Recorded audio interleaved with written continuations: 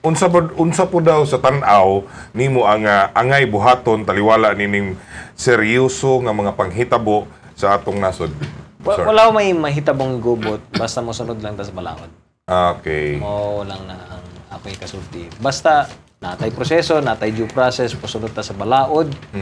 And buhaton lang nato ang angayong buhaton base po sa atong balaod. Magkaroon lang og problema kung wala na nagasunod sa balaod.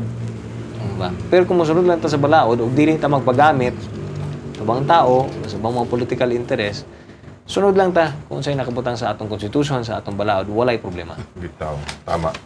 Okay, mga pangutana sa Barangay Congressman Carlo. Siyempre, makiangayon bagi daw itong pagdaog ni Congressman Manny Pacquiao against Garbo sa Mexico nga si Juan Manuel Marquez.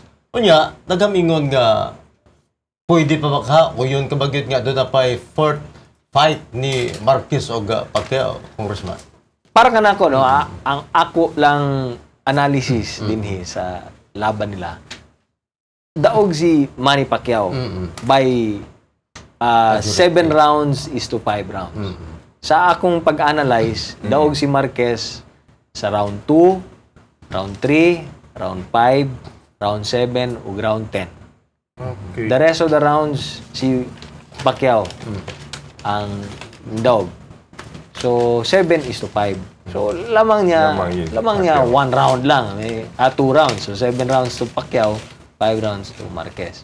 Pero para wala na question, angay lang pod nga magkaroon og rematch. Pacquiao Marquez 4. Kaya para wala na daghang unsa diha. And dapat sa Pacquiao Marquez 4, dapat knockout na lang yun. Para wala na daghang pangutana. Ay, gini, decision sa huwes, decision sa judge, ani-ana, di ba? So, depende kung asa ka. Kung Pacquiao ka, muyon ka na. Lamang yun si Pacquiao. Kung Marquez ka, muyon ka, lamang yun si Marquez. Or, daghan po nag-iingon na dapat draw na lang daw. Araway-away, draw na lang. 6 rounds is to 6 rounds. Ana ba? Pero, you know, para wala pangutana, rematch na lang mo. Tanaw na lang nato. Niya, kinala na knockout good. Para wala daghang pangutana. Pero, ubay-ubay pa ito mga pangutana ng ato kang Congressman Carlo Grales. Pero, di naman gina ito, kapugngan, Bert. May usos na magiging atong tabil sa itong kalabuan na ratadad. Pasalamati, Bert. Agato, gabaga, dapat pasalamatan. Yes, of course, no. Happy Viewers Day. Great sa day na ko, no? Si Kagawad Floro Crisulugo o si Kapitan Pinasas.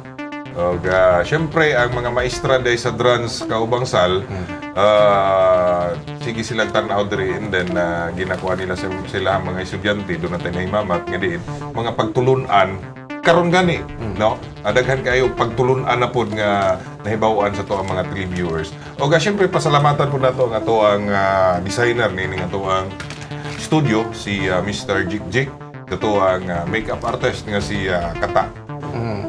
Congressman Carlo Grales, mga mensahe nga ito sa itong mga televiewers. Alang sa tanan, mga nagtanaw karon, labi na sa unang distrito, bisan pa man daghan ng mga nahitabo karon sa atong politika, labi na sa national politics nato, mag-relax lang ta, dili lang ta magpadala sa emosyon, o dili lang ta magpadala sa kining mga nahitabo, dili lang ta magpagamit sa uban, sunod lang ta sa atong balaod, unsay nakabutang sa atong konstitusyon, para walay gubot o walay samok.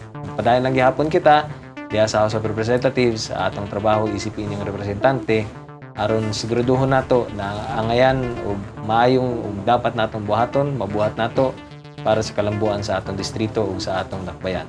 So kayong tanan daghang salamat labi na sa akong asawa na si Marga ug sa tulo na akong anak na sila si Mateo, Massimo ug Nika. Kayong tanan daghang salamat maayong adlaw. Okay, Bert.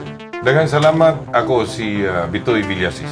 Para sa itong mga televiewers, so siyempre, Mr. Willie Marasigan, Bumbit, Batit Castillo, Rafi Bermijo. Inyong alagad, Saldi Chato, may ganda. Kalambuan, Dalatana.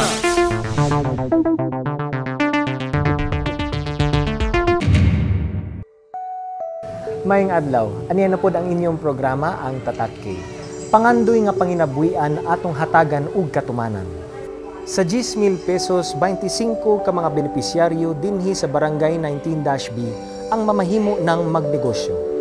Pundong kapital ilang makuha nga walay patong nga interes ug sulod sa isa ka tuig. Sa sayon siya bayaron, unya wala siya interest, unya amo pang ginegosyo. So doon na gyud mi puruhan nga malambuon ang among negosyo nga gitukod kay Dako kay kog pasalamat sa ako ang negosyo nga na dagdag kapital sa ako ang tindahan, sari-sari store o sa newspaper. Lipay kaayo. Kay karon ang mga tao di naman kakahiram nga walay tubo. Puro man sud na ay tubo. Sir Carlo Nograles, salamat kaayo sa imuhang tabang sa amua. Magpadayon ng among pag-alagad kaninyo, kini ang inyong higala, Congressman Carlo Nograles para sa Tatak K!